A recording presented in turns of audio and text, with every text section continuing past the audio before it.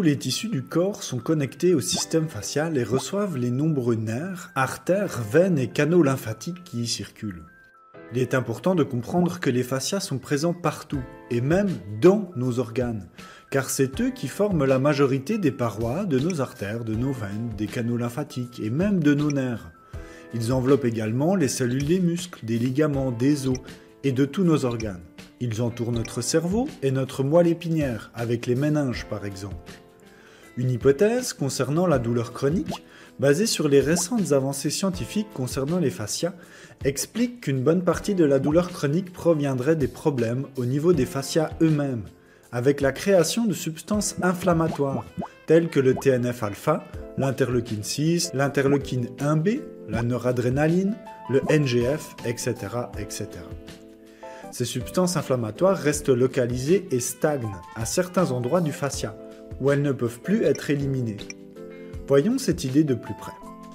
La douleur chronique débute au moment où le fascia n'arrive plus à évacuer les substances inflammatoires présentes dans l'espace liquide entre les cellules de notre corps, aussi appelé espace interstitiel. C'est un peu comme si on avait mis plein de colorants gênants dans l'eau de la piscine du quartier. Toutes les personnes qui se baignent dans cette piscine sont malades, mais pas celles qui se baignent dans d'autres piscines d'autres quartiers. C'est le même principe pour notre réseau de fascia.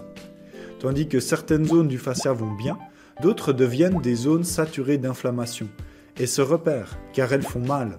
Ce sont des points de tension douloureux et vous allez comprendre pourquoi tout bientôt.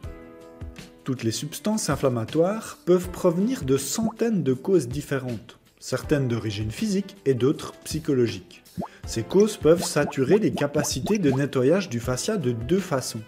Soit par une énorme création d'inflammation d'un seul coup, une fracture, blessure, une grosse brûlure, un Covid inflammatoire ou un traumatisme émotionnel par exemple.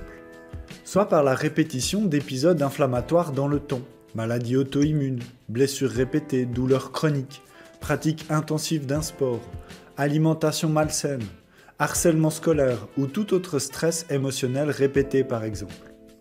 Une fois que le système facial est saturé et n'arrive plus à éliminer les substances inflammatoires, de nombreuses modifications physiques se mettent en place, contribuant à la création de boucles vicieuses d'inflammation et de douleur.